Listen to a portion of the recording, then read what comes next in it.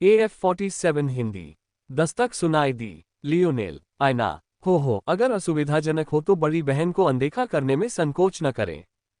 इससे पहले कि मोड्रेड अपनी बात पूरी कर पाती, कमरे का दरवाजा खुल गया। मोड्रेड के शब्द उसके गले में अटक गए और वह अवाक होकर पलकें झपकाने लगी। आईना भी उतनी ही सवालिया निगाहों से उसके सामने खड़ी थी। उन्हें यहाँ आए 1 हफ्ते से ज्यादा हो चुका था, लेकिन पहली बार कोई आईना का हालचाल जानने आया था।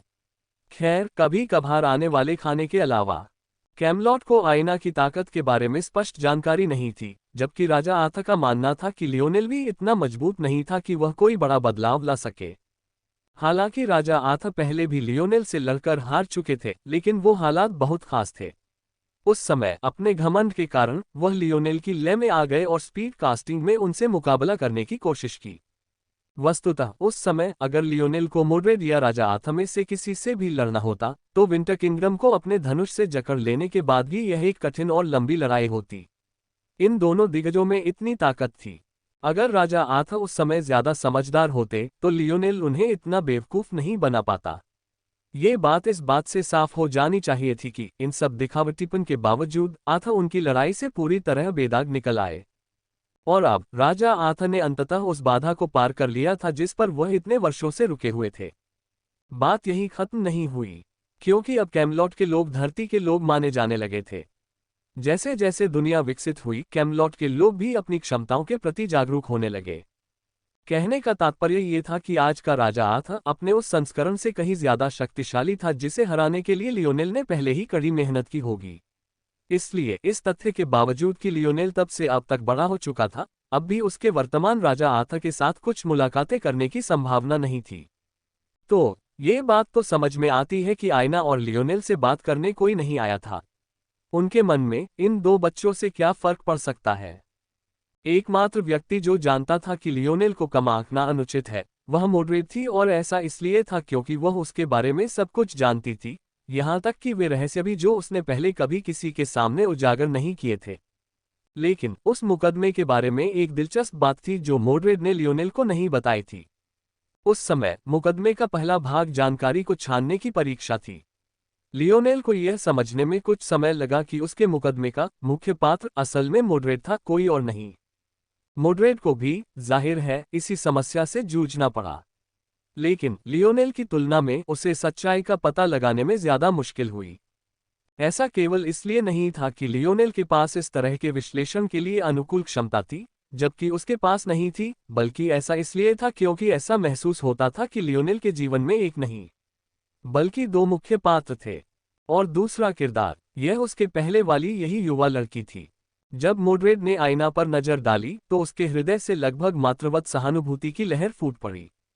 बेचारी लड़की, तुम्हें अपने साथ अच्छा व्यवहार करना होगा, तुम्हारे घाव फिर से उभर आए हैं। ये शब्द सुनकर आईना घबरा गई और अनायास ही एक कदम पीछे हट गई। लियोनेल के विपरीत जो वहां गया था, उसे पता नहीं था कि मोड्रेड को उसके बारे में इतना कुछ कैसे पता चल गया। ये कहना कि उसके जख्म फिर से उभर आए थे, किसी के लिए भी एक साधारण टिप्पणी होगी, लेकिन इतने परिचित ढंग से फिर से कहना, ऐसा क्यों लगा कि मोड्रेड जानती थी कि ऐसा पहली बार नहीं हुआ था। आईना के जख्मों में सचमुच एक बार फिर सूजन आ गई थी। दरअसल उनमें एक भयंकर बैंगनी लालिमा थी जो लियोनेल ने उन्हें जब देखा था उससे भी ज्यादा गंभीर थी। शुद्धिकरण जल के इस्तेमाल के बाद वे शांत हो गए थे और सामान्य निशानों जैसे दिखने लगे थे। हालांकि वे अब भी मौजूद थे, लेकिन सामान्य चाकू के घावों जैसे लग रहे थे। लेकिन अब ऐसा लग रहा था जैसे उनमें फिर से कोई खतरनाक संक्रमण फैल गया हो। लियोनेल के जीवन के जितना ही आईना का जीवन भी देखने के बाद मोड्रेड को अच्छी तरह पता था कि आईना के घाव केवल तभी इस तरह उभरेंगे जब वह उनका उपयोग अपने प्रशिक्षण के लिए करेगी। आईना की प्रतिक्रिया देखकर मोड्रेड की आह निकल गई। उसे भी लगा कि उसने कुछ ज्यादा ही जल्दबाजी में बात कह दी थी। आईना को अंदाजा भी नहीं था कि उसने भी अपनी जिंदगी का ज्यादातर हिस्सा देख लिया है। उद्धरण चिन्ह ... क्या मैं अंदर आ सकता हूं? मोड्रेड ने पूछा। अब तक मोड्रेड को यकीन हो गया था कि लियोनेल वहां मौजूद नहीं था। अरे यार, तुम औरतों के साथ इतना बुरा कैसे हो सकते हो? वो तो साफ तौर पर बहुत परेशान है, फिर भी तुम गायब हो गए। मोड्रेड जितना आईना की जिंदगी के बारे में जानती थी, उससे कहीं ज्यादा लियोनेल के बारे में जानती थी। वह जानती थी कि वह कितनी आसानी से खुद को दूसरों से अलग कर लेता है। चाहे बात उसकी माँ की हो या जेम्स की, उसे नहीं लगता था कि आयना के मामले में भी कुछ बदलेगा। दुर्भाग्य से लियोनेल की भावनात्मक बुद्धिमत्ता भले ही ऊंची हो, लेकिन वह भी पूर्ण नहीं हो सकता। ऐसा लग रहा था कि उसे अभी भी कुछ सीखना बाकी है। एना ने सिर हिलाया। मोड्रेड ने आह भरी, आओ आओ, तुम्हारे लिए एक आइस पैक ले आओ, मुझे यकीन है कि इससे तुम्हें ज्यादा अच्छा नहीं लगेगा। सच कहूं तो आयना को समझ नहीं आ रहा था कि उसने मोड्रेड को अंदर आने की इजाजत क्यों दी। मोड्रेड द्वारा आइस पैक की बात के बावजूद आयना ने कभी इस बात का जिक्र नहीं किया कि लियोनेल का शुद्धिकरण जल उसे उसकी पुरानी अवस्था में वापस ला सकता है। मैं लड़ना चाहती हूँ, आयना ने अचानक कहा। लड़ाई? मोड्रेड दंग रह गया। हाँ, मैं युद्ध क्षेत्र में शामिल होना चाहता हूँ, लेकिन मुझे समझ नहीं आ रहा था कि किससे बात करूं, इसलिए मैं यहाँ इंतजार कर रहा हूँ। यह मोड्रेड हिचकिचाए। वह आयना की थोड़ी मदद करना चाहती थी, शायद उस छोटी बच्ची के साथ कुछ समय बिताना चाहती थी। आखिरकार अगर कोई था जो अकेलेपन का एहसास समझता था तो वो मोड्रेड ही थी। लेकिन कुछ ऐसा था जिसने उसे एहसास दिलाया कि इस लड़की को ना कहना लगभग नामुमकिन था। ऐसा लग रहा था कि अगर उसने ना कह दिया तो आयना अपनी लड़ाई खुद ही तलाशने निकल पड़ेगी। मोड्रेड ने आयना के जीवन में जो दृश्य देखे थे उनके बारे में सोचते हुए मोड्रेड केवल अपने दांत पीसकर सहमत हो सकी। उद्धरण पिछली बार जब वह राक्षस उसके अंदर से निकला था तब वह और लियोनेल उस फ्रेंच जोन में थे। अगर ऐसा दोबारा हुआ तो मुझे वहां मौजूद रहना होगा। यद्यपि यह एक अलग घटना प्रतीत हो सकती है, लेकिन पृथ्वी और टेरन के बीच युद्ध की खबर पूरे ब्रह्मांड में जंगल की आग की तरह फैल गई। ये कहा जा सकता है कि किसी भी ग्रह को वास्तव में आयामी छंद का हिस्सा तब तक नहीं माना जाता था जब तक वह चौथे आयाम में प्रवेश नहीं करता। लेकिन विशेष रूप से पृथ्वी पर उसकी क्षमता के कारण शक्तिशाली संस्थाओं की गहरी नजर थी। ठीक इसी कारण से दो मात्र चतुर्थ आयामी विश्वों के बीच युद्ध अचानक इतना गर्म विषय बन गया था। सच तो ये था कि भले ही पृथ्वी को तरजीह दी गई थी, लेकिन तरजीह तो दुनिया को ही मिली थी, उसके लोगों को नहीं। जब तक दुनिया थी, कौन परवाह करता था कि कौन से नागरिक उसमें रहते हैं। दरअसल चौथे आयाम की कई दूसरी दुनियाएं टेरन से काफी ईर्ष्या करती थीं। सच तो ये था कि टेरन ही एकमात्र चौथे आयाम की दुनिया थी जो इस तरह की युद्ध योजना को अंजाम देने के लिए इतनी नजदीक थी। यह कोई संयोग नहीं था कि लियोनेल और आयना एक ही ताबीज से वहां पहुंच सकते थे।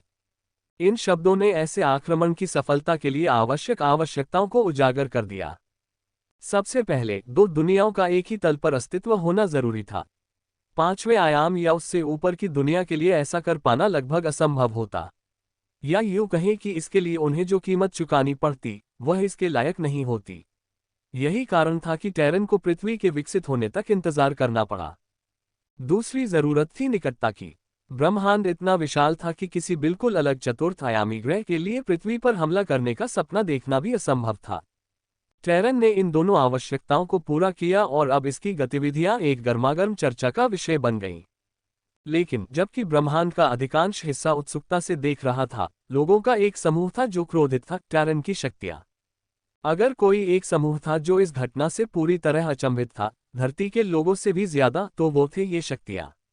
एक पल में वे खुद को किसी उच्च शक्ति को बेचने के लिए शर्तों पर बातचीत कर रहे थे और अगले ही पल उनकी दुनिया का आधा हिस्सा लूट लिया गया। मुझे कौन समझाएगा कि यह कैसे हुआ? एक भयंकर गर्जना ने क्लिफ्स एज टेरेस को हिलाकर रख दिया। अपना चिल्लाना बंद करो, क्या इससे हमें कुछ हासिल होगा? तुमने मुझसे क्या कहा? यह मत भूलो कि यह मेरा क्षेत्र है, औरत। मुझे एक बार और औरत कहो तो मैं तुम्हारी जीभ तुम्हारे होठों से खींच लूंगा। क्या तुम मुझे आजमाना चाहोगे? ठीक है, ठीक है। इससे हमें कोई फायदा नहीं होने वाला। आप सिर्फ अपना समय बर्बाद कर रहे हैं। अरे, हमें तो पता होना चाहिए था कि वे कुछ ऐसी योजना बना रहे थे। ये स्पष्ट था कि वे कुछ योजना बना रहे थे, लेकिन पृथ्वी पर हमला करने के लिए हिम्मत की जरूरत होती है। मुझे नहीं लगता था कि उनमें ऐसा करने की हिम्मत होगी। 3 व्यक्ति इकट्ठे हुए। ऊंची आवाज वाला पुरुष क्लिफ्स एज टेरेस का प्रमुख हेड सोलर था। महिला मिराज पवेलियन की प्रमुख हेड मिराज थी और दोनों के बीच मध्यस्थ वर्ल्ड्स एंड फॉल्स का प्रमुख हेड फॉल्स था। यही तो बिल्कुल समझ में नहीं आता। उन्हें ये हिम्मत किसने दी? क्या उन्हें पता है कि पृथ्वी पर कितने छिपे हुए सहयोगी हैं? क्या उन्हें पता है कि पृथ्वी पर कितनी अन्य शक्तियां नजर गड़ाए हुए हैं? क्या उनकी मृत्यु की इच्छा है? लगता है तुम अब भी वही बेवकूफ हो, हेड मिराज ने तिरस्कार से कहा, उसके चेहरे जैसे होंठ तिरस्कार से फैल गए। तुमने मुझसे क्या कहा? जरा एक मिनट सोचो, मूर्ख। तुम्हें लगता है कि वे लोग पृथ्वी के लोगों की परवाह करते हैं? क्या तुम्हें लगता है कि इस दुनिया में इतनी दयालुता है? पृथ्वी की प्रतिभाएं केवल पृथ्वी पर जन्म लेने वालों से ही आती हैं।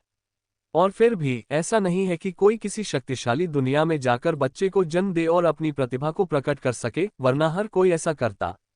जाहिर है पृथ्वी के लोग हमारी दुनिया के लोगों से कहीं ज्यादा मूल्यवान हैं, भले ही हम अभी वहां बच्चे पैदा करना शुरू कर दें। अरे बेवकूफ, क्या तुम्हें लगता है कि सिर्फ तुम ही ये जानते हो? चूंकि तुम अभी भी नहीं समझ रहे हो, इसलिए मैं धीरे धीरे बोलने की कोशिश करूंगा। हेड फॉल्स ने अपनी कनपटियां रगड़ी और सिर हिलाया, लेकिन आखिरकार वह फिर से उनकी बहस रोकने की जहमत नहीं उठा सका। पहली पीढ़ी का बच्चा वह शिशु होता है जिसका दुनिया से कोई भी अभिभावक नहीं होता। उसे दुनिया से ज्यादा 20% आशीर्वाद मिलेगा और उसे अपनी पूरी क्षमता का उपहार नहीं मिलेगा। बाकी 80% वहीं से आएगा जहां से बच्चे के माता पिता आए थे।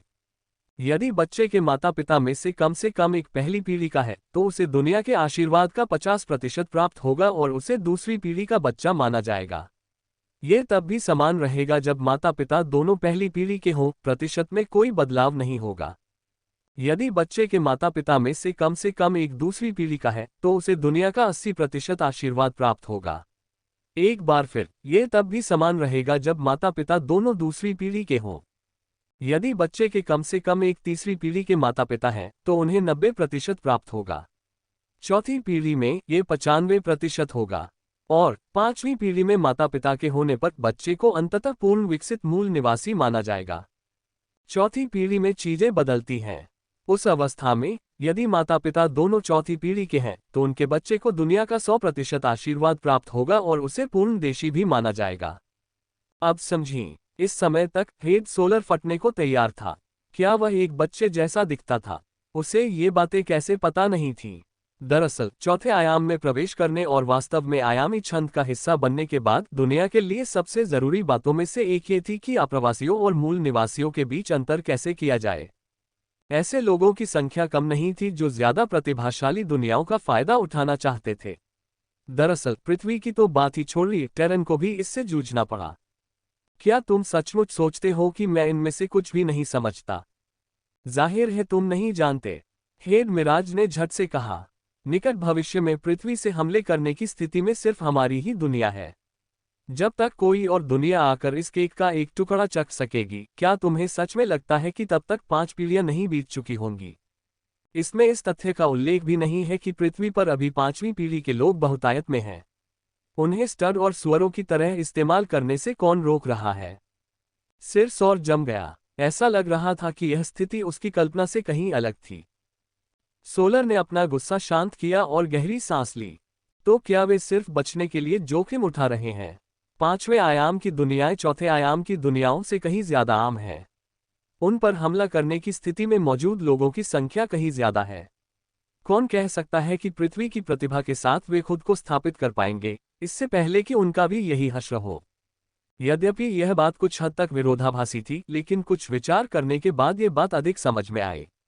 ब्रह्मांड को एक घंटी के वक्र की तरह समझना सबसे अच्छा था। यह जरूरी नहीं था कि कमजोर दुनियाएं ज्यादा आम हो। आयामी पद्य के युग के साथ कई विश्वों को अपनी क्षमता तक पहुंचने का समय मिला। वस्तुओं की संरचना के कारण विश्वों की औसत प्रतिभा 5वां आयाम थी। इस प्रकार आयामी पद्य में अधिकांश विश्व 5वें आयाम के अंतर्गत थे। इसी प्रकार 5वें आयाम में पृथ्वी पर हमला करने वाले विश्वों की संख्या भी बहुत अधिक थी। अगर शहर यह युद्ध जीत गए तो उन्हें इसका आनंद कब तक मिलेगा? ज्यादा से ज्यादा कुछ दशक। पृथ्वी की क्षमता को देखते हुए उन्हें एक और आयामी बाधा पार करने में शायद एक सदी भी नहीं लगेगी। दरअसल उनकी हालत तो इससे भी बदतर है। हेड सोलर ने अचानक कुछ सोचते हुए व्यंग्य किया। अगर वे सचमुच पृथ्वी के लोगों को सुअरों और स्टड की तरह इस्तेमाल भी करें, तो भी उन बच्चों को परिपक्व होने में बरसों लग जाएंगे। इस बीच क्या उनमें वह प्रतिभा होगी जो ये सुनिश्चित कर सके कि पृथ्वी स्पेस टाइम में न समा जाए? प्रतिभा एक दोधारी तलवार थी। हालांकि ऐसी दुनिया में बेहतर प्रतिभाएं पैदा होती, लेकिन उनके जोन भी उतने ही कठिन होते और ज्यादा बार दिखाई देते।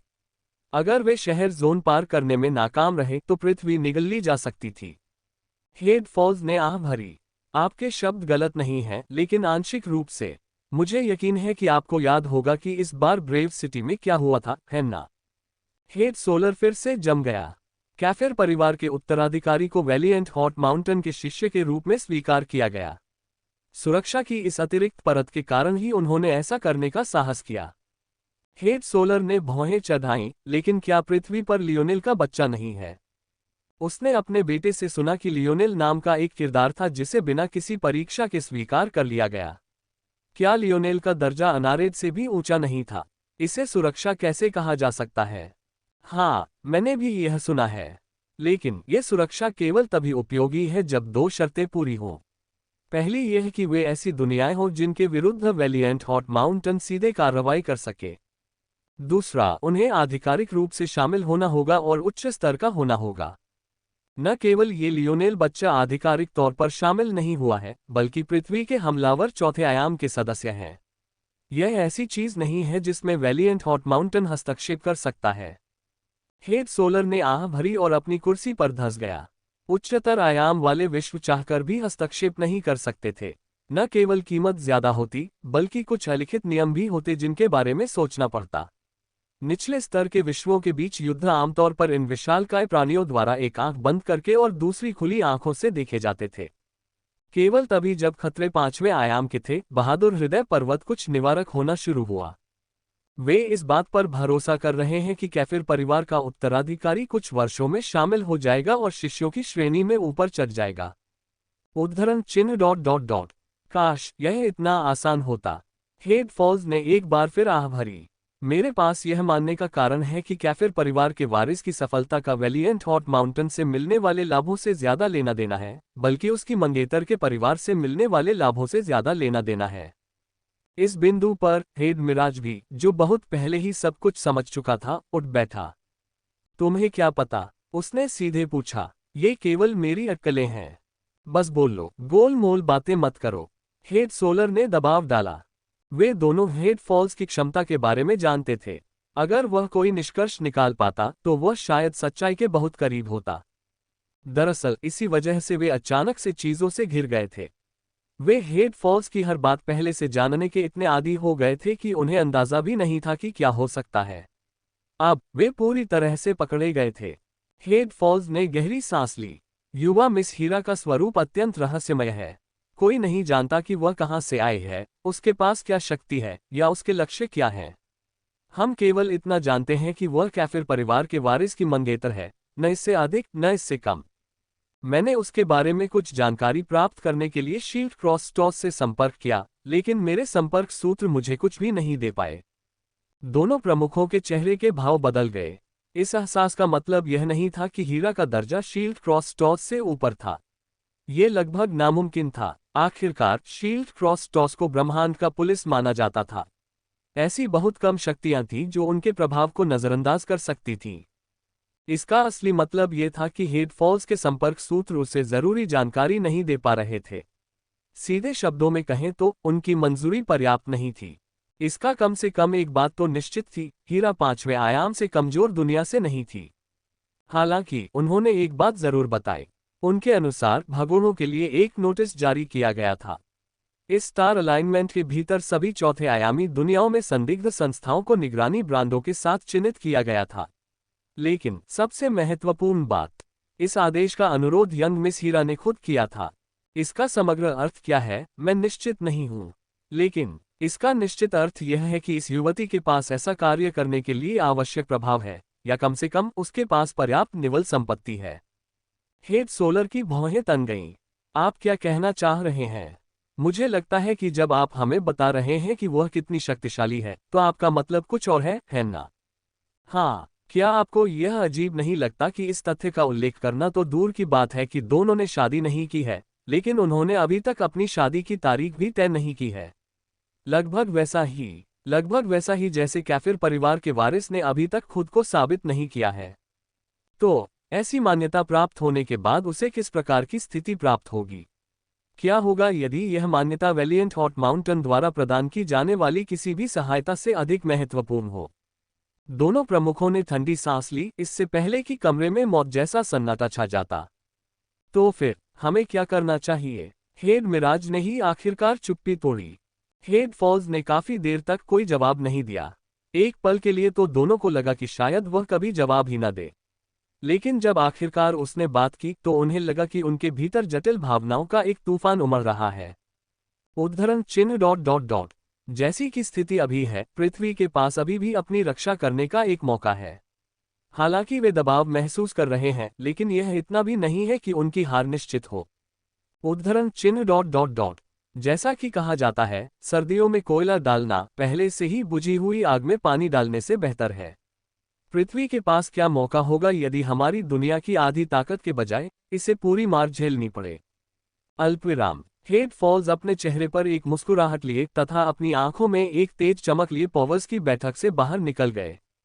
रॉयल ब्लू किला। वातावरण गर्म था। किले पर दबाव उतना ज्यादा नहीं था जितना अनुमान लगाया जा सकता था। कम से कम पृथ्वी के 2 चंद्रमाओं के उपनिवेशवासी और राजधानी के नागरिक कहीं ज्यादा तनाव में थे। इसका कारण स्पष्ट था, लेकिन इसने किले के सदस्यों को एक भयावह स्थिति में भी डाल दिया। राजधानी के विपरीत, जिसे पुनर्जीवित कर दिया गया था और जो सचमुच एक प्रांत जैसा दिखने लगा था, रॉयल ब्लू प्रांत अभी भी लगभग खंडहर में था। उचित समाज का एकमात्र स्थान किला था। तो टेरन के लोग तुरंत हमला करने की जहमत क्यों उठाते? अलग अलग परिस्थितियों के लिए अलग अलग रणनीति की जरूरत थी। कैमलॉट एक छोटा सा इलाका था और ज्यादातर आबादी वाला था, इसलिए व्हाइट सिटी ने शुरू से ही पूरी ताकत से हमला बोल दिया।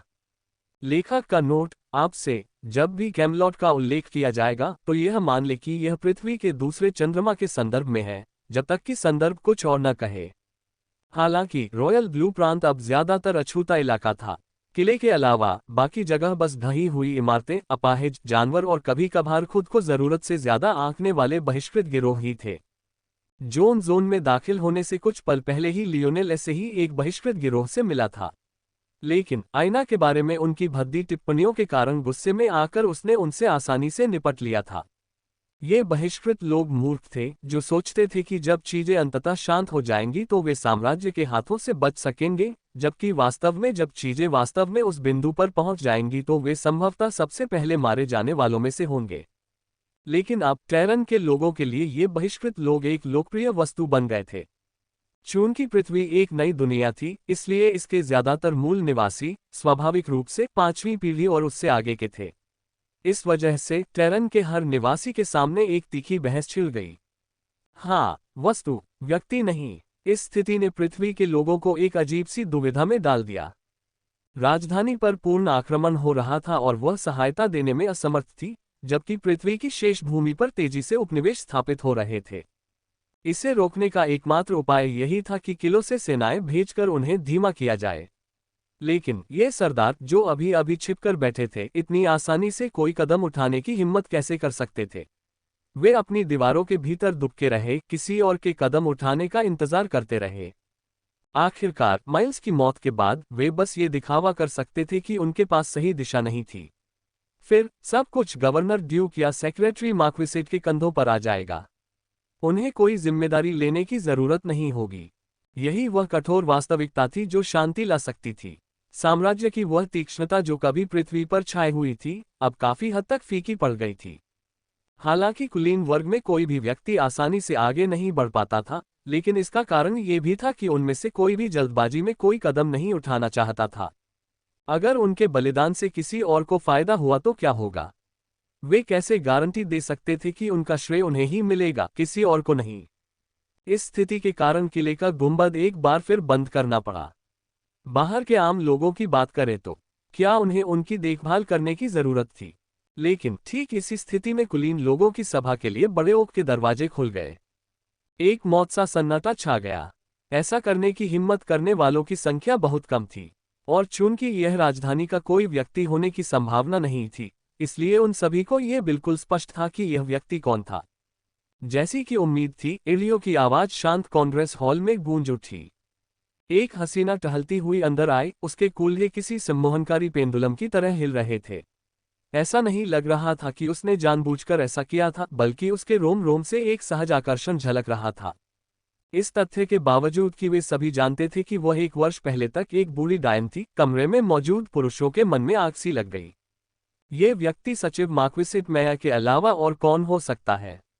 एक और लंबी गुमशुदगी के बाद वह आखिरकार एक बार फिर वापस आ गई थी। जैसे कि कुछ भी नहीं बदला हो, वह आसानी से हॉल के शीर्ष पर बैठी रही। उसे ऐसा महसूस नहीं हुआ कि कुछ भी गलत हुआ है। एक रईस ने भौहें चढ़ाईं। सचिव मार्क्विसेट, यह उचित नहीं है। रॉयल ब्लू प्रांत के मुख्य विधि अधिकारी चीफ अर्ल के रूप में चीफ अर्ल फील्ड से बेहतर कानून जानने वाले बहुत कम लोग थे। किसी के बैठने की स्थिति, मिसाल कायम करने वाले पदानुक्रम को स्थापित करने के लिए बेहद महत्वपूर्ण थी। लेकिन अब माइया गवर्नर ड्यूक के लिए आरक्षित पद पर बैठ गई। माइल्स को भी इसकी इजाजत नहीं थी। दरअसल माइल्स किसी भी नेतृत्वकारी पद पर नहीं बैठ सकता था। मैया ने सीधे जवाब नहीं दिया। उसने बस अपनी छाती में हाथ डाला और एक कुलीन शिखा निकाली। एक नज़र में ही कोई भी उसे पहचान सकता था। वो तेज बहता पानी, वो मजबूत ढाल जो उन्हें हरे भरे मैदानों से बचाकर उसके पीछे तक ले जा रही थी। इसमें कोई संदेह नहीं था कि यह ल्यूम परिवार का प्रतीक चिन्ह था। चीफ अर्ल फील्ड चुपचाप बैठ गए। अब उनके पास कहने को कुछ बचा ही नहीं था। उद्धरण चिन्ह ... लगता है मेरी अनुपस्थिति में तुम सबने खूब मौज मस्ती की है, हम। मैया ने हल्के से कहा। रईस चुप रहे। उन्हें समझ नहीं आ रहा था कि यह औरत जो कभी कभार ही दिखाई देती है, फिर भी इतनी ताकत कैसे रखती है। आखिर उसने ऐसा कैसे किया?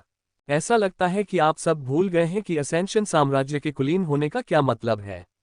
आप सब बहुत लंबे समय से बहुत ज्यादा आराम महसूस कर रहे हैं। महामहिम सम्राट फॉक्स ने तत्काल प्रभाव से ब्लैक मार्शल लॉ लागू करने का आदेश दिया है। उस समय जो कुलीन लोग किसी तरह अपना धैर्य बनाए हुए थे, वे अपनी सीटों से उठ खड़े हुए और उनके चेहरे पर आश्चर्य का भाव आ गया। कोड ब्लैक राज्य, क्या ये बहुत जल्दबाजी नहीं थी? ऐसा राज्य तभी लागू किया जा सकता था जब साम्राज्य के पतन का खतरा हो, लेकिन वे अभी भी इस भविष्य से बहुत दूर थे। आखिर हो क्या रहा था? बेशक ये केवल एक छोटा सा कारण था कि वे सब इतने सदमे में क्यों थे। कोड ब्लैक मार्शल लॉ में किसी भी राज्य की तुलना में सबसे कम कानून और प्रतिबंध थे, लेकिन इसमें एक बहुत ही महत्वपूर्ण धारा थी जिसने कुलीनों को अंदर तक हिलाकर रख दिया था। ऐसी स्थिति में सब कुछ पुण्य से अर्जित होता था। जब ये समाप्त हो जाता और सब कुछ सामान्य हो जाता, तो उनके अपने महान पद भी हथियाने के लिए उपलब्ध होते और पुण्य के बदले बदले जा सकते थे। यहाँ तक कि इसके बदले में महान प्रधानमंत्री या राजकुमार की उपाधि भी दी जा सकती है। और जिनके पास पर्याप्त योग्यता नहीं थी, वे उन महान पदों को खो देंगे जिनकी रक्षा में उन्होंने अपना इतना समय लगाया था। मैं प्रभारी रहूंगा। सेक्रेटरी मार्क्विसेट मैया का व्यवहार पूरी तरह बदल गया। एक चुलबुली, मोहक छवि से उसके आसपास का माहौल दमनकारी और भारी हो गया। ऐसा लग रहा था जैसे वह बिल्कुल अलग इंसान बन गई हो। नहीं, ऐसा लग रहा था जैसे वह 1 साल पहले वाली बूढ़ी औरत बन गई हो। सबसे पहले स्काउटिंग मिशनों में तेजी लाई जाएगी। मैं चाहता हूं कि गति, छिपने और संवेदी क्षमताओं वाले किसी भी व्यक्ति को तुरंत प्रभाव से टोही इकाई में शामिल किया जाए। मैं केवल उन लोगों को ही अपवाद की अनुमति दूंगा जो कमांडिंग भूमिकाओं में हैं। सभी टियर 5 एडमिरल 10 किलोमीटर के तटीय बफर को सुरक्षित रखने के लिए जिम्मेदार होंगे। समुद्र पर बहुत लंबे समय से जानवरों का शासन रहा है, आप सभी इसे जारी रखने की अनुमति देने में कितने बेकार हैं। सभी टियर 5 जनरल बारी बारी से अग्रिम मोर्चे पर तैनात रहेंगे। मैं नहीं चाहता कि किसी भी दिन एक भी पल ऐसा हो जब इन उछलकूद करने वाले बंदरों पर कोई दबाव न हो। आप उन्हें कब तक हमारे मैदान में घूमने देंगे? क्या आपके लिए कुलीन होने का यही मतलब है? जनरल एम्ब्रेड, जनरल सेटर, जनरल टूडो, अपने आप को पदावनत समझिए। आपके स्थान पर नए जनरल मिलन, जनरल राज और जनरल जोएल आएंगे। क्या? जनरल एम्ब्रेड गुस्से में खड़े थे, उनकी मूंछें गुस्से में जोर से फड़फड़ा रही थीं। बैठ जाओ। एम्ब्रेड को अपनी नसों में एक ठंडी सिहरन महसूस हुई। उसने माइया की ठंडी निगाहों से नजरें मिलाईं, लेकिन अपने शरीर को कांपने से रोक नहीं पाया। जब आप इस गुंबद की सुरक्षा में छिपे हुए थे, तब वे तीनों अमान्य ज्वार के विरुद्ध अग्रिम मोर्चे पर थे। फिर भी आप स्वयं को सेनापति कहने और मुझ पर अपनी आवाज उठाने का साहस करते हैं। आप स्वयं को क्या समझते हैं? मैं तुम्हें डार्क क्लाउड जेल में 3 साल की सजा सुनाता हूं। उसे ले जाओ। एम्ब्रेड सदमे में आ गया। उसे विश्वास नहीं हो रहा था कि वह क्या सुन रहा है। डार्क क्लाउड जेल उनके लिए मौत की सजा नहीं थी, लेकिन यह निश्चित रूप से उनके करियर के लिए मौत की सजा थी। उसे यकीन ही नहीं हो रहा था कि क्या हो रहा है। उसे ये भी नहीं पता था कि उसकी जगह लेने वाला यह मिलान वाला कौन है, नहीं वह किसी जोएल या राज को जानता था। उसे बस इतना पता था कि वे आम लोग ही होंगे, क्योंकि उस अशक्त लहर के खिलाफ मोर्चा संभालने वाले सिर्फ वही लोग थे जिनकी कोई हैसियत नहीं थी। उसने तो बस बाकियों की राह पर चलने की कोशिश की थी, फिर भी सबसे ज्यादा तकलीफ उसे ही झेलनी पड़ रही थी। इससे भी बुरी बात यह थी कि अपने गुस्से पर काबू न रख पाने की वजह से उसकी हालत बाकी दोनों से भी बदतर हो गई। ऐसा नज़ारा देखकर पूर्व जनरल सेटर और टूडो की सांस लेने की भी हिम्मत नहीं हुई। वे बस उदास भाव से देखते रहे जब अम्ब्रेड को हॉल से बाहर ले जाया जा रहा था। उसके चेहरे पर गहरा भाव था। आपराधिक रिकॉर्ड वाले किसी भी व्यक्ति को टियर 3 से ऊपर के सरकारी पद पर रहने की अनुमति नहीं थी। अम्ब्रेड का अंत हो गया और उसके परिवार ने जो विरासत बनाई थी वह सब कुछ शब्दों के साथ ढह गई। क्या आप सब सचमुच सोचते हैं कि मुझे नहीं पता कि मेरी अनुपस्थिति में क्या हो रहा है? कर्तव्य की इस तरह की लापरवाही बर्दाश्त नहीं की जाएगी। हर अपराधी को पिछली सजा से भी ज्यादा सजा मिलेगी। अगली बार जो भी दोषी होगा उसे 5 साल और अगले को 10 साल की सजा मिलेगी। मेरे धैर्य की परीक्षा मत लीजिए। मैया ने ऐसे बोलना जारी रखा जैसे कुछ हुआ ही न हो, और अपने आदेश गिनाती रही। जितना ज्यादा रईस सुनते गए उतना ही उन्हें एहसास हुआ कि माया के कान हर जगह हैं। उसके हर नए नियम का उद्देश्य किसी न किसी खास समस्या की ओर था, जिस पर अचानक ध्यान देना लगभग नामुमकिन था। वह जितना ज्यादा बोलती गई, रईसों के दिल उतने ही ज्यादा सिकुड़ते गए। वे और भी सीधे होकर बैठ गए और उनका व्यवहार कई गुना ज्यादा सम्मानजनक हो गया। साथ ही वे एक दूसरे की ओर सावधानी से देखने लगे। माया के लिए ये तभी संभव था जब उसके पास कोई मुखबिर हो, लेकिन ये बताना असंभव था कि वे कौन थे। इससे वे सब अपनी सीटों से चिपके हुए थे। उन्हें पता ही नहीं था कि कौन चुपके से उन सब पर नजर रख रहा था। राजनीति की दुनिया के अभ्यस्त चतुर पुरुष और स्त्रियां इस बात पर ध्यान देने की कोशिश कर रहे थे कि माया ने किसे सत्ता के पदों पर बिठाया है, और यह जानने की कोशिश कर रहे थे कि क्या वे भविष्य में किससे सावधान रहना है। लेकिन जितना ज्यादा वे अनुमान लगाने की कोशिश करते उतना ही निराश होते जाते। माया ने सिर्फ 3 आम लोगों को ही पदोन्नति दी। बाकी या तो महत्वहीन थे या उनमें कोई खास बदलाव नहीं आया। इससे वे सभी एक अनिश्चित स्थिति में थे, मानो वे किसी ऐसी खाई के ऊपर लटके हों जहां वे कभी भी गिर सकते थे। यदि उन्हें अब तक ये पता नहीं होता कि माया जानबूझकर ऐसा कर रही है, तो वे अपनी महान उपाधियों के लायक नहीं होते। इस तरह के सतत दबाव में उनमें से कौन लाइन से बाहर कदम रखने का साहस करेगा? उद्धरण चिन्ह ... अंत में आंतरिक शहर को पुनर्गठित करें और आम लोगों के प्रवेश के लिए जगह बनाएं। बाहरी शहर को समतल करें और कुछ अधिक व्यावहारिक सुरक्षा के लिए स्टील की दीवारों का पुनः उपयोग करें। रईसों को अपने कान साफ करने का मन हुआ। मैया ने अभी क्या कहा? आम लोगों को अंदर आने दो। मैया के शब्द अंतिम थे। उसने शुरू से आखिर तक अपनी बात समझाने की जहमत तक नहीं उठाई। उसने कभी किसी बात का कोई कारण नहीं बताया, लेकिन अंदर ही अंदर रईसों को अच्छी तरह पता था कि वह हर फैसला क्यों लेती है। बस यही एक बात थी जो उन्हें समझ नहीं आ रही थी। लेकिन मैया ने लोगों को समझाने के लिए उनके महत्व पर कोई भावपूर्ण भाषण नहीं दिया। वह बस अपनी बातें छोड़कर कमर मटकाती हुई चली गई। अंदर ही अंदर मैया खिलखिला उठी। इसे अपने उपकार का बदला समझो, लियोनेल। तुमने मुझे स्लेयर लीजन में अपनी मनचाही जगह बनाने में मदद की और अब मैंने रॉयल ब्लू फोर्ट को तुम्हारे आदर्शों के अनुरूप पुनर्निर्मित किया है। अपने दादाजी से मेरे लिए अच्छी बातें जरूर कहना।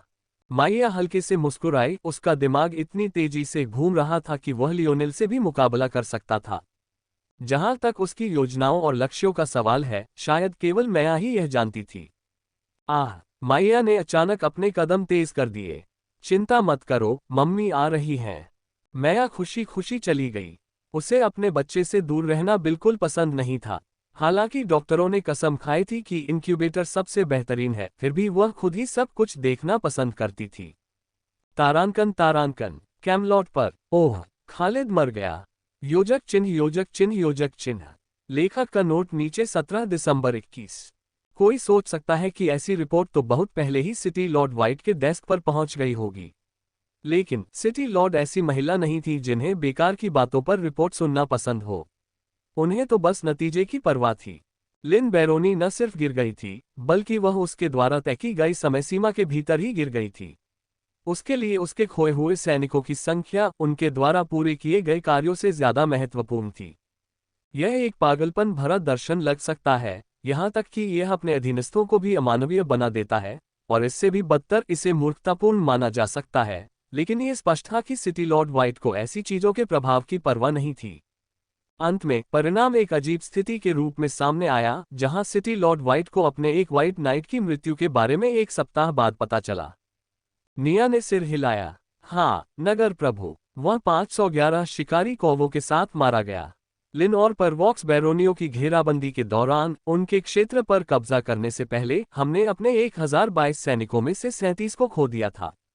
सैनिक कोप ने व्हाइट नाइट डायोर का पदभार संभाल लिया है और सैनिकों की कानून व्यवस्था पर नियंत्रण कर रहे हैं। सिटी लॉर्ड व्हाइट ने हाथ हिलाकर कहा, आप मुझे ये सब क्यों बता रहे हैं? निया को इस बात पर जरा भी हैरानी नहीं हुई कि सिटी लॉर्ड व्हाइट को इन सब बातों की परवाह नहीं थी। सच तो ये था कि वह खुद युद्ध के मैदान में जाना चाहती थी, लेकिन यह एक ऐसा युद्ध था जहां व्हाइट सिटी एक काम करने वाले सिस्टम का बस एक गिया था। वह अपनी मर्जी से कुछ नहीं कर सकती थी। उसे कैफिर परिवार की बनाई योजनाओं का पालन करना था। इससे वह बेचैन और चिड़चिड़ी हो गई। वह किसी तरह खुद को संभाल पाए क्योंकि निया बोल रही थी। अगर कोई और होता तो शायद अब तक क्लारा का स्वाद चख चुका होता। और निया को ऐसी छूट मिलने का एकमात्र कारण यह नहीं था कि सिटी लॉर्ड व्हाइट ने उसे बकवास करने की इजाजत दी थी, बल्कि क्योंकि सिटी लॉर्ड जानता था कि निया अपना समय बर्बाद करने से बेहतर जानती है। इसलिए अगर निया ये बात उठा रही थी तो इसका मतलब था कि उसके पास ऐसा करने का एक बहुत अच्छा कारण था। यही कारण था कि निया ही एकमात्र ऐसी थी जिसे लगातार सिटी लॉर्ड के इतने करीब रहने की अनुमति थी। कार्यवाहक कमांडर कोप द्वारा भेजी गई रिपोर्ट के अनुसार व्हाइट नाइट डायोर एकल मुकाबले में लियोनेल मोरालेस नाम के एक बच्चे के हाथों हार गया।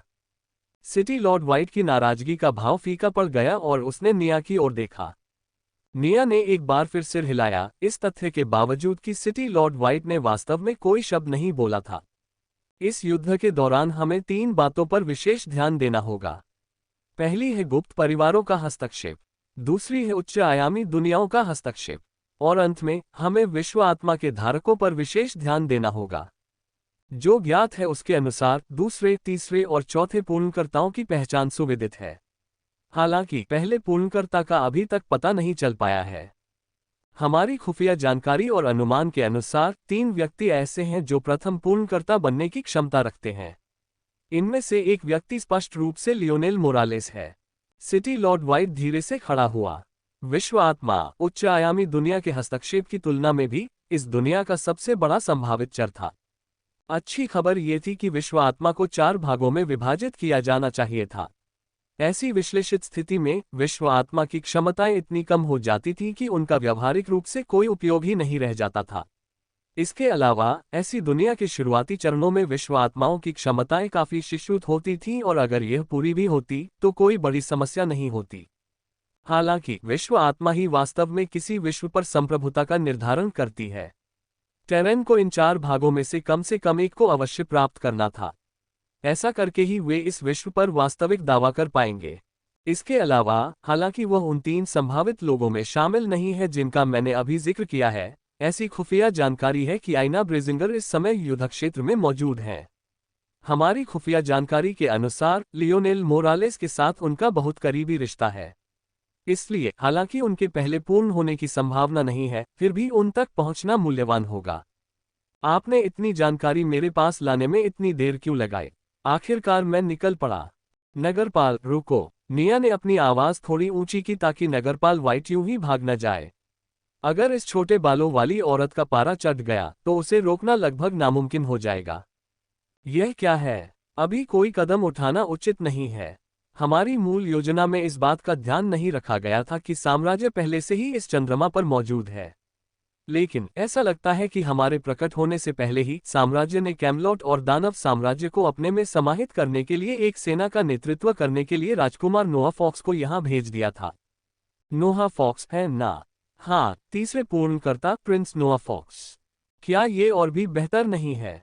इसका मतलब है कि यहाँ विश्व आत्मा के 2 संभावित टुकड़े हैं।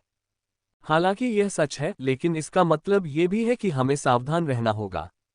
प्रिंस फॉक्स ने पहले ही जवाबी हमले का नेतृत्व करना शुरू कर दिया है और हम पहले ही उस क्षेत्र का आधा हिस्सा खो चुके हैं जिसे हमने शुरुआत में कमजोर नींव के कारण छीन लिया था। क्या यह मेरे जाने का एक और कारण नहीं है? आप मेरा समय क्यों बर्बाद कर रहे हैं? सिटी लॉर्ड व्हाइट की अभिव्यक्ति धुंधली हो गई। हाँ, यह जरूरी है कि आप जाएं, लेकिन इसलिए नहीं कि आप लियोनेल मोरालेस को निशाना बना सकें।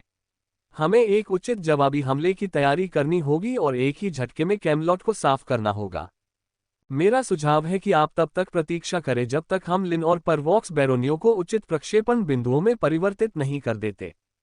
दोनों ही महत्वपूर्ण संसाधन हैं। लिन बैरोनी एक ऐसा अवरोध बिंदु है जो राज्य को जंगल से अलग करता है। यह कोई बड़ी बात नहीं लगती, लेकिन यह उन्हें प्राकृतिक संसाधनों से वंचित करने के लिए एकदम सही है, चाहे वह लकड़ी हो या ताज़ा पानी। परवॉक्स बैरोनी, लिन बैरोनी और कैमलॉट के बीच त्रिभुज का अंतिम बिंदु है और यह नो मैंस लैंड के लिए अंतिम अवरोध है जो कैमलॉट और दानव साम्राज्य को अलग करता है। ये दानव साम्राज्य और राज्य दोनों पर हमला करने के लिए एक आदर्श प्रक्षेपण बिंदु है। हम आपूर्ति लाइनों को सुरक्षित कर देंगे, कैमलॉट के संसाधनों को काट देंगे और हमले के लिए एक आदर्श आधार तैयार करेंगे। फिर आप बाहर निकल सकते हैं, नगरपाल। सिटी लॉर्ड व्हाइट ने वापस बैठने से पहले एक क्षण तक निया को गहराई से देखा। कितना समय है? अधिकतम 2 महीने, अधिकतम 3 महीने। ठीक है, तो फिर मैं उन्हें थोड़ी देर और जीने दूंगा। टेरन के लोगों को इस बात का जरा भी अंदाजा नहीं था कि विश्व आत्मा को 4 भागों में नहीं बांटा गया है, जैसा कि दूसरे लोकों में होता है। पृथ्वी के मामले में, जो वाकई एक दुर्लभ उदाहरण है, विश्व आत्मा ने कायापलट शुरू होने से पहले ही अपना मेजबान चुन लिया था। लेकिन किसी तरह ये खबर पूरी तरह से गुप्त रखी गई। सालों की तैयारी के बाद भी टेरन को इसकी भनक तक नहीं लगी। तो क्या उन्हें दोषी ठहराया जा सकता है? टेरन जैसी सीमित प्रतिभा और क्षमता वाली एक चौथे आयाम की दुनिया को यह अंदाजा भी नहीं था कि एक विश्व आत्मा इतनी प्रारंभिक अवस्था में इतने स्वायत्त निर्णय ले सकती है। चूंकि उन्हें इसकी जानकारी नहीं थी, इसलिए पृथ्वी के कायापलट शुरू होने से पहले उन्होंने इसकी तलाश भी नहीं की थी। जैसा कि कहावत है, आपको वह नहीं पता जो आपको नहीं पता। टेरन को किसी ऐसी चीज का पता कैसे चल सकता है जिसके बारे में उन्हें पता ही नहीं था। मेटामॉर्फोसिस शुरू होने के बाद टेरन ने विशेष चैनलों का इस्तेमाल करके ये पता लगाया कि 4 पूर्णकर्ता कौन थे। अपनी जांच पड़ताल के जरिए वे उनमें से 3 के बारे में जानने में कामयाब रहे, जिनमें से तीसरा पूर्णकर्ता प्रिंस नोआ फॉक्स था। बेशक किसी को भी इस बात का अंदाजा नहीं था कि बाकियों से बहुत पहले उठने की वजह से लियोनेल जोन पूरा करने वाला पहला व्यक्ति था। दरअसल समय का अंतर कई महीनों का था। यदि लियोनेल कोमा में जाने की स्थिति तक घायल नहीं हुआ होता और अंकल मोंटेज द्वारा उसे स्वस्थ होने में मदद नहीं की गई होती, तो वह अन्य लोगों से बहुत पहले ही बाहर निकल गया होता और प्रथम पूर्णकर्ता के रूप में उसकी स्थिति सभी के लिए अधिक स्पष्ट होती। लेकिन अभी तक अन्य लोग उसकी पहचान के बारे में केवल अनुमान ही लगा सकते हैं। फिर भी उस समय भी लियोनेल का प्रदर्शन इतना शानदार था कि वह प्रमुख संदिग्ध बन गया था। तारांकन राजकुमार नोआ फॉक्स युद्ध के मैदान में एकदम सीधे खड़े थे, उनकी सांसें लगभग एक सी चल रही थीं। ये बताना मुश्किल था कि वे अभी अभी युद्ध में उतरे हैं। इस तथ्य के बावजूद कि उसके दुश्मनों की लाशें उसके सामने पड़ी थीं, उनका खून उसकी तलवार की धार से टपक रहा था, वह जरा भी खुश नहीं लग रहा था। वे टालमटोल कर रहे हैं। नूह ने किसी विशेष व्यक्ति से बात नहीं की। ये श्वेत नगर असाधारण रूप से क्रूर था। हताहतों की परवाह किए बिना उन्होंने उन पर सेना की एक के बाद एक फौजें बरसा दी। मानो वे चाहते थे कि वे उन सबको काटने में समय बर्बाद करें, मानो वे इंसान नहीं बल्कि घिनौने खरपतवार हों। सच तो यह है कि नूह को इस सब से कोई मतलब नहीं था। उसे बस ये पसंद नहीं था कि इसका क्या मतलब हो सकता है। चूंकि वे टाल मटोल कर रहे थे, तो इसके पीछे कोई न कोई मकसद जरूर होगा। तो आखिर वह मकसद क्या था? तभी 3 मीटर से भी ज्यादा लंबा एक फुर्तीला काला भेड़िया नूह की तरफ झपटा। एक पल में वह हवा की तरह तेज था और अगले ही पल बिना किसी चेतावनी के अचानक रुक गया। ऐसा लग रहा था मानो वह शुरू से ही कभी दौड़ा ही न हो। छोटे बाल वाली एक दुबली पतली युवती भेड़िए के ऊपर से नीचे उतरी। महाराज, शायद अब समय आ गया है कि कैमलॉट और दानव साम्राज्य के साथ समन्वय शुरू किया जाए। ये स्पष्ट है कि उन्होंने लंबे समय से तैयारी की है और वे हमारे बारे में हमसे ज्यादा जानते हैं। हालांकि हमने अपनी सभी लड़ाइयां जीत ली हैं, लेकिन वे खोखली जीते हैं। जेसिका हमेशा की तरह स्पष्ट रूप से बोली। नूर को अपने दादा से बात किए 1 महीना हो चुका था। इस दौरान वह व्हाइट सिटी द्वारा कैमलॉट से छीने गए आधे से ज्यादा इलाके को वापस पाने में कामयाब हो गया था, लेकिन इसमें कुछ समस्याएं भी थीं। एक तो तकनीक पहले की तरह काम नहीं कर रही थी। इसके बिना पृथ्वी पर जितने किले बनाए गए थे उतनी तेजी से बनाना संभव नहीं था। इसलिए हालांकि उन्होंने जमीन पर पुनः कब्जा कर लिया था, यह ऐसा था जैसे उन्होंने व्हाइट सिटी की मौजूदगी को ही खत्म कर दिया हो। दूसरे, व्हाइट सिटी ने अब तक 2 रणनीतिक बिंदुओं पर कड़ी पकड़ बनाए रखने में कामयाबी हासिल की थी। यद्यपि वे बिना किसी परवाह के लड़ाइयां हार गए, फिर भी वे हमेशा उन चीजों पर नियंत्रण बनाए रखने में कामयाब रहे जो वास्तव में महत्वपूर्ण थीं। तीसरा, वे मूलतः इतने लंबे युद्ध के लिए यहां नहीं आए थे। उनके कौशल के कारण भोजन और पानी की कोई समस्या नहीं थी, लेकिन युद्ध के लिए इससे अधिक की आवश्यकता थी। उन्हें हथियारों और उनके रखरखाव के विकल्पों की निरंतर आपूर्ति की जरूरत थी, जो उनके पास नहीं थे। उन्हें चिकित्सकों और चिकित्सकों की जरूरत थी, लेकिन उनकी कमी थी। और उन्हें नियंत्रण बनाए रखने और उन इलाकों की टोह लेने के लिए संख्याबल की जरूरत थी जिन पर उन्होंने कब्जा कर लिया था। लेकिन उनके पास इनमें से कोई भी चीज नहीं थी। इसी वजह से नूह को उम्मीद थी कि वह जल्द से जल्द एक जोरदार हमला करके व्हाइट सिटी को बैकफुट पर धकेल देगा। दुर्भाग्य से हालांकि वह इसमें कामयाब रहा, लेकिन समस्या ये थी कि उनकी सफलता इतनी बड़ी नहीं थी कि किसी भी तरह की खुशी की गारंटी दे सके। यह मूलतः खोखली थी। नूह ने सिर हिलाया, मैं सहमत हूं। मेरा मानना है कि हमने अपनी ताकत काफी दिखा दी है। उसकी कलाई के एक झटके से नूह की नीली धार वाली कृपाण में एक तेज कंपन हुआ। उसकी ताकत से धातु झुक गई और कराह उठी, जिससे खून बहकर बह गया। पल भर में तलवार फिर से बेदाग हो गई। क्या हमें एक बैठक आयोजित करनी चाहिए? नहीं, हम युद्ध के मैदान में मिलेंगे, नूह ने साफ साफ कहा। समझा। तारांकन तारांकन। जबकि नूह पर वॉक्स बैरोनी की ओर आक्रमण का नेतृत्व कर रहा था, नोमैंस लैंड की दिशा से आक्रमण कर रहा था, कैमलॉट और दानव साम्राज्य लिन बैरोनी की ओर आक्रमण कर रहे थे। फिर भी दोनों पक्षों की ओर से इस तीखे हमले के बावजूद व्हाइट सिटी ने उनके प्रयासों को विफल करना जारी रखा। व्हाइट सिटी के सैनिकों के निडर रवैये ने कैमलॉट के शूरवीरों और जादूगरों को अंदर तक हिला दिया।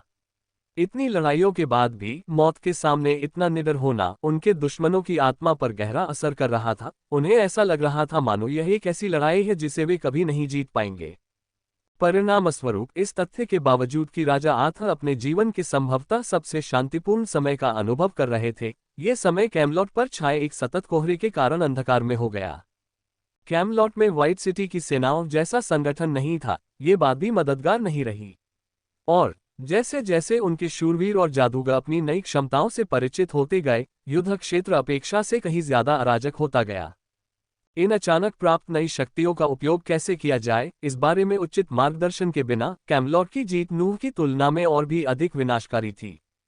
इसी दिन एक अन्य युद्ध क्षेत्र में ऐना को पाया जा सका। उसके होंठ कसकर बंद थे और वह अपनी विशाल तलवार को दूसरे शत्रु की ओर घुमा रही थी। ऐना को लगा कि टक्कर लगते ही उसकी बाहें कांपने लगीं। वह व्हाइट सिटी के सिपाही की बेपरवाह आंखों को उनके क्रॉस ब्लेड्स के बीच से देख सकती थी। हालांकि बाहों में हल्के दर्द और घुटनों के कांपने के बावजूद उसकी नजर भी स्थिर रही। कहीं गहरे में वह व्हाइट सिटी के इन सैनिकों की कद्र करती थी। युद्ध के प्रति उनका भाव शून्य, अविचल संकल्प, मानो वे अपने सामने खड़े विरोधियों के अलावा बाकी सब कुछ भूल चुके हों। वह भी इस भावना से जुड़ सकती थी। लियोनेल को युद्ध के मैदान पर नजर पड़ते ही एक रोमांच का एहसास हुआ, जबकि आयना को एक सुखद शांति का एहसास हुआ। हालांकि उसकी रगों में दौड़ता खून एक बिल्कुल अलग कहानी बयां कर रहा था। दुर्भाग्य से ये युद्ध क्षेत्र ऐना द्वारा जोन जोन में अनुभव की गई लड़ाइयों से पूरी तरह से भिन्न था, या यहाँ तक कि इनवेलिड्स और ब्रेजिना परिवार के सदस्यों के खिलाफ भी, जिनका सामना उसने लियोनेल के साथ किया था। जहां उन लड़ाइयों में वह जीवन को खरपतवार की तरह काटती थी, वहीं इस युद्धभूमि में उसे लगता था जैसे उसकी अपनी जान ही लगातार खतरे में है। यहाँ तक कि ऐसा प्रतिद्वंद्वी ढूंढना भी मुश्किल था जो उसके लिए बराबरी का हो। ऐसा इसलिए नहीं था कि आयना बहुत कमजोर थी, बल्कि इसलिए था क्योंकि व्हाइट सिटी के सैनिक बहुत ज्यादा ताकतवर थे। आयना को सिर्फ एक चाल चलने के लिए कई चालें चलनी पड़ीं। और चूंकि यह एक युद्ध क्षेत्र था, कोई स्वीकृत द्वंद्व युद्ध नहीं, तो ये कैसे संभव था कि उसे हमेशा आमने सामने की लड़ाई की इजाजत दी जाती। आयना ने गहरी खुदाई की, एक हल्की चीख उसके होठों से निकली और उसने अपनी बड़ी तलवार को आगे बढ़ाया। एक तेज आवाज सुनाई दी। लेकिन इतने बड़े युद्ध क्षेत्र में सिर्फ दो लोगों ने ही इसे सुना होगा, एक आयना और दूसरा उसके आगे खड़ा सैनिक। अपनी निगाहों में एक हल्की चमक के अलावा सैनिक ने आयना के ब्लेड द्वारा अपने कंधे को भेदने और कूल्हे को चीरने पर कोई अन्य प्रतिक्रिया नहीं दिखाई। आयना ने गहरी सांस ली, उसकी अंबर जैसी आंखें आगे की ओर उठी मानो किसी नए प्रतिद्वंदी की तलाश में हो। लेकिन उसे जल्द ही पता चला कि अब कोई बचा ही नहीं था। उसी क्षण उसके हृदय में एक अतार्किक क्रोध उमड़ पड़ा और उसने अपने सामने पड़ी लाश से तलवार निकाल ली। दुर्भाग्य से इस छोटी सी हरकत से ही उसके पैर उस भार से कांपने लगे जो वह उठा रही थी। आयना ने अपनी तलवार जमीन में घोंप दी, उसका शरीर अब खड़ा रहने में असमर्थ हो गया था। ठीक होना। आयना ने अपने विचारों से अपने शरीर को तेजी से ठीक करने के लिए प्रेरित किया। तनाव के कारण उसके घाव और भी ज्यादा सूज गए। यदि अन्य लोग ध्यान दे रहे होते तो ये बहुत स्पष्ट हो जाता कि आयना पर जो प्रतिबंध थे उनमें उसकी क्षमता भी नहीं बची थी। जैसे ही आयना की नजरें घूम रही थीं, अचानक उसे लगा कि किसी का हाथ उसके कंधों पर आ गया है। उसने ऊपर देखा तो मोड्रेड चिंतित भाव से उसकी ओर देख रहा था। मोड्रेड एक महिला के हिसाब से काफी लंबी थी, आयना से लगभग एक सिर लंबी। फिर भी उसका चेहरा बिल्कुल साफ था। क्या आप ठीक हो? आयना ने धीरे से सिर हिलाया। मोड्रेड और कुछ कहना चाहती थी लेकिन अचानक उसकी अभिव्यक्ति बदल गई। यह नहीं हो सकता। एक और। मोड्रेड की भौहें सिकुड़ गईं। कोई प्रॉब्लम है क्या? आयना ने युद्ध क्षेत्र में चारों ओर देखा, लेकिन जो कुछ भी वह देख पा रही थी उससे यह एक और जीत थी। हालांकि उन्होंने कई शूरवीरों और जादूगरों को खो दिया था, फिर भी यह एक जीत थी। जो नहीं मरे थे वे बहुत पहले ही पीछे हट चुके थे, इसलिए ये कहना मुश्किल था कि ऐसी प्रतिक्रिया का क्या कारण हो सकता है। हालांकि आयना को यह भी अच्छी तरह पता था कि उसकी संवेदी क्षमताएं बहुत अच्छी नहीं थीं। इसलिए उसने कैमलॉट के सबसे प्रतिभाशाली जादूगर की बात मान ली। शायद लियोनेल के अलावा इस चांद पर दानव साम्राज्य से ज्यादा मजबूत आंतरिक दृष्टि वाला कोई और भी हो, ये संदिग्ध था। मोड्रेड की भौहें और भी कस गईं। यह एक और सेना है। मैंने सोचा था कि यह व्हाइट सिटी के और लोग होंगे, लेकिन ऐसा लगता है कि यह सच नहीं है। अगर यह वे नहीं है तो ज्यादा संभावना है कि यह साम्राज्य है। मोड्रेड को जो पता था उसके अनुसार साम्राज्य पर वो बैरोनी की दिशा से हमला कर रहा था। हालांकि यह स्पष्ट रूप से नहीं बताया गया था, लेकिन उनके कार्यों ने निश्चित रूप से कैमलॉट पर से दबाव कम कर दिया और दानव साम्राज्य को अपना सारा ध्यान समर्थन पर केंद्रित करने में मदद की। हालांकि मोड्रेड को कम से कम यही उम्मीद थी कि वे अपनी पिंसर पोजीशन छोड़कर यहां आएंगे। ऐसा करने का उनका क्या मकसद था? ऐसा तो नहीं हो सकता कि वे अभी कैमलॉट पर हमला करना चाहते थे, है ना? उस समय ये युद्ध क्षेत्र मोड्रेड के अधीन था और अधिकांश सैनिक राक्षस थे। जहां तक राजा आर्थ की सेनाओं का सवाल है, वे युद्ध क्षेत्र के उत्तरी छोर पर थीं। यही अच्छा था। हालांकि अब उनका गठबंधन हो गया था, लेकिन इंसानों और राक्षसों के बीच की पुरानी दुश्मनी को जादुई तरीके से भुलाया नहीं जा सकता था। इसलिए उन्हें एक लड़ाकू शक्ति में मिलाने की कोशिश करना मानो मुसीबतों को दावत देने जैसा था। इसका मतलब ये था कि साम्राज्य को उन तक पहुंचने के लिए उन्हें सबसे पहले मोड्रेड और उसके आदमियों से गुजरना होगा। ऐसा नहीं लगता कि वे युद्ध करने आए थे, लेकिन ऐसा भी नहीं लगता कि वे मित्रतापूर्ण संबंध बनाने आए थे। कुछ समय बीतने के बाद साम्राज्य की सेनाएं अंततः आयना की संवेदी सीमा में प्रवेश कर गईं। वह युद्ध से जुड़े मामलों के प्रति असाधारण रूप से संवेदनशील थी और हवा का रुख अच्छी तरह पढ़ लेती थी। साम्राज्य निश्चित रूप से यहाँ शांति के लिए नहीं था, लेकिन ऐसा भी नहीं लगता था कि वे युद्ध के लिए यहाँ आए थे। कोई यह कहना चाहेगा कि वे यहाँ एक तटस्थ पक्ष के रूप में आए थे, लेकिन ऐसा भी नहीं था। सेना का नेतृत्व करते हुए राजकुमार नोआ फॉक्स एक काले भेड़िए की पीठ पर सवार थे। भेड़िए के हिलते डुलते शरीर के बावजूद उन्हें जरा भी फर्क नहीं पड़ा। उसके पीछे लगभग 1000 लोगों का एक समूह चल रहा था। कई लोग भेड़ियों पर सवार थे तो कुछ अन्य जानवरों पर भी सवार थे। हालांकि इस वजह से सेना पूरी तरह से एक समान नहीं थी, फिर भी उनमें एक अजीबोगरीब संरचना और शक्ति थी। यहां तक कि उनके बेमेल जानवर भी इस कमी को कम नहीं कर पाए। मोड्रेड को यह समझने में ज्यादा वक्त नहीं लगा कि ये जानवर असल में नो मैंस लैंड के राक्षसी जानवर थे। किसी न किसी तरह साम्राज्य ने इन जंगली जानवरों को अपने अधीन कर लिया था और उन्हें पालतू बना लिया था, यहां तक कि उन्हें युद्ध में भी ले जाया गया था। नूह को जरा भी अंदाजा नहीं था कि सिर्फ इस एक हरकत ने मोड्रेड को उनके बाकी किसी भी संयुक्त कृत्य से कहीं ज्यादा विस्मित कर दिया था। सिर्फ वही जानती थी जो दशकों से इन जानवरों को काबू में करने और उन पर राज करने की कोशिश कर रही थी कि यह कितना मुश्किल था। वास्तव में उनका यहाँ लक्ष्य क्या था? साम्राज्य के योद्धाओं के धीमे धीमे आगे बढ़ने से अंततः मोड्रेड को राहत मिली। ऐसा लग रहा था कि आयना की बात सही थी। अगर उनका लक्ष्य हमला करना होता तो वे बहुत पहले ही हमला बोल देते, लेकिन उनकी गति लगभग आराम से टहलने जैसी थी।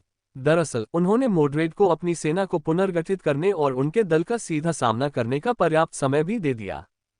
अब तक आथा के योद्धाओं ने भी इस विचित्रता को नोटिस कर लिया था। महाराज, क्या हमें किसी को भेजना चाहिए?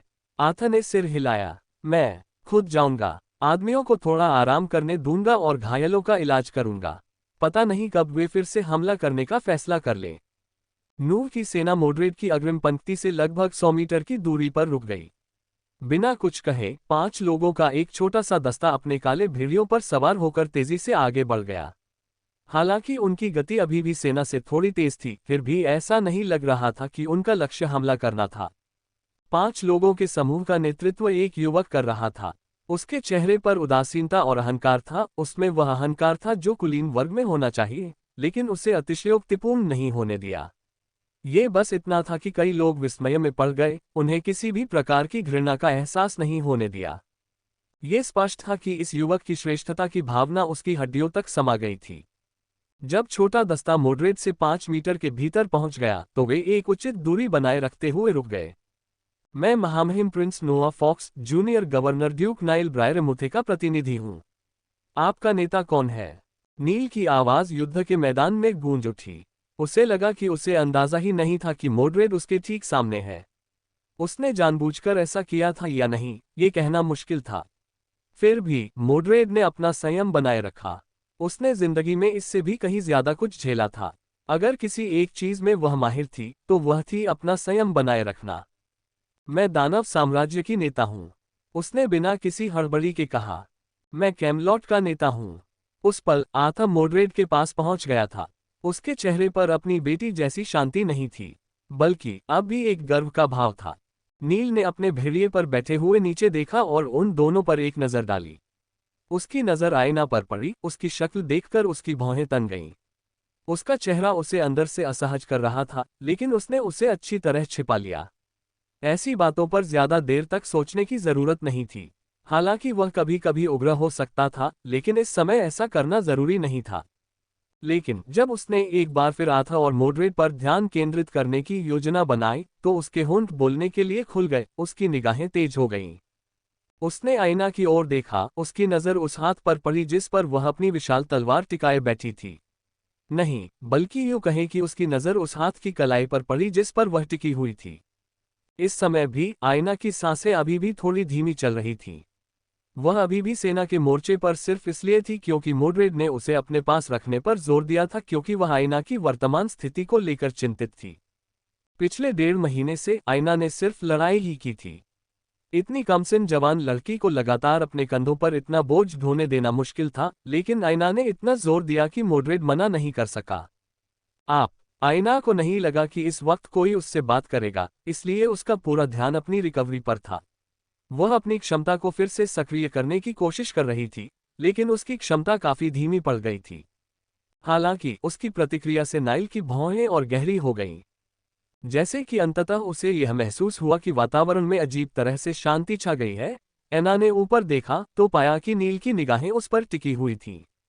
बेशक आईना इस बात से उलझन में थी। वह रईसों के बीच ज्यादा जानी पहचानी नहीं थी, और अगर जानी भी होती तो भी यह वो चेहरा नहीं होता जिसे वे पहचानते। इसके अलावा उसके बाल और आंखें ब्रेजिंगर परिवार जैसी लाल नहीं थीं। यहाँ तक कि उसके अपने परिवार का एक सदस्य भी उसे अपनी उत्कृष्ट स्मरण शक्ति के कारण ही याद रख पाया था, और वह बहुत पहले ही दर्जनों मीटर जमीन के नीचे दफन हो चुका था। इसलिए इस बात की संभावना और भी कम थी कि उसे इसके लिए याद रखा जाएगा। अपना नाम बताओ और बताओ कि तुम किस प्रांत से हो। क्या तुम साम्राज्य से भागने की योजना बना रहे हो? नील की निगाहें तेज हो गईं। वह आईना को घूर रहा था, मानो उससे जबरन कोई बात कबूल करवाना चाह रहा हो। फिर भी थकी हुई आंखों से नील की ओर देखने के बावजूद आईना जरा भी भयभीत नहीं दिख रही थी। क्या मजाक है? अगर आईना लियोनेल के आभामंडल में शांत और निश्चिंत रह सकती है, तो एक मामूली जूनियर गवर्नर ड्यूक की क्या कीमत? बेशक इस वक्त आयना इतनी सरलता से नहीं सोच रही थी। उसे बस इतना पता था कि वो इन सब से बिल्कुल भी प्रभावित नहीं थी, बल्कि वो थोड़ी नाराज भी थी। दूसरों की तुलना में आयना वास्तव में साम्राज्य के प्रति काफी आभारी थी। अगर वह ऐसा न करती तो बचपन में उसे और भी ज्यादा कष्ट सहने पड़ते। लेकिन आयना की मुख्य प्राथमिकता अब भी बदला लेना था। साम्राज्य को इस बात की कोई परवाह नहीं थी कि इस लक्ष्य को पाने के लिए उसके क्या क्या प्रयास किए गए। मेरा नाम आयना ब्रेजिंगर है, मैं रॉयल ब्लू प्रांत से हूँ। नहीं, मेरा साम्राज्य छोड़ने का कोई इरादा नहीं है, आयना ने कुछ थके हुए स्वर में उत्तर दिया। तो फिर तुम यहाँ कैसे हो और रॉयल ब्लू फोर्ट की रक्षा नहीं कर रहे हो?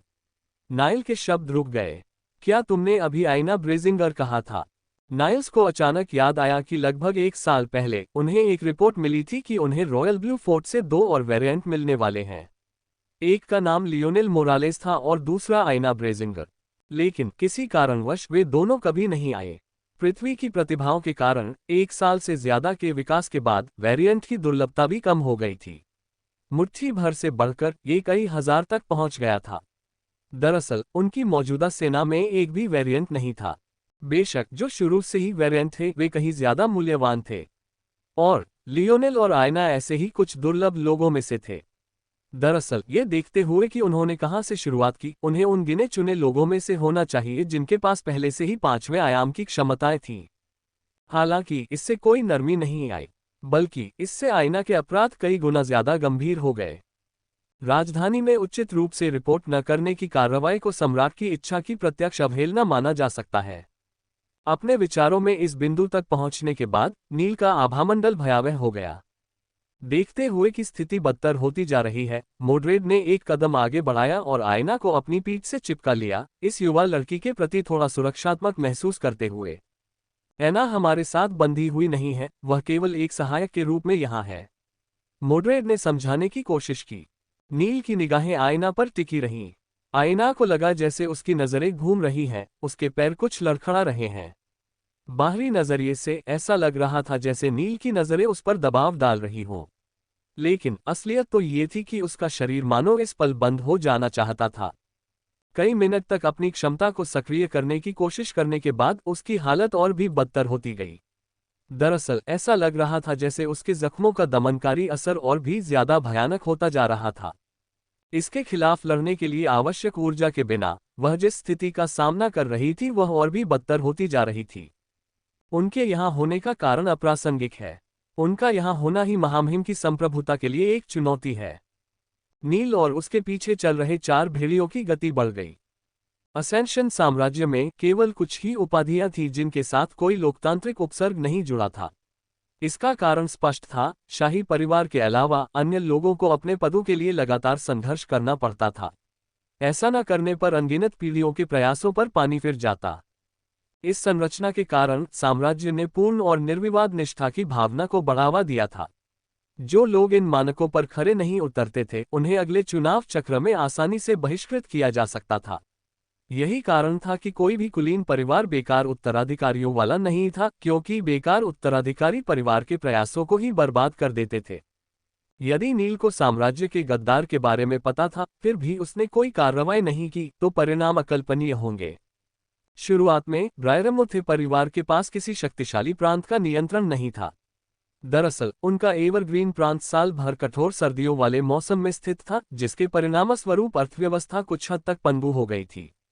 उनके पास संसाधनों या पर्यटन योग्य स्थलों का अभाव था। इसकी भरपाई के लिए विडंबना यह है कि एवरग्रीन प्रांत कारखानों से भरा हुआ था और इस तरह प्रांतों में 8वें स्थान पर था।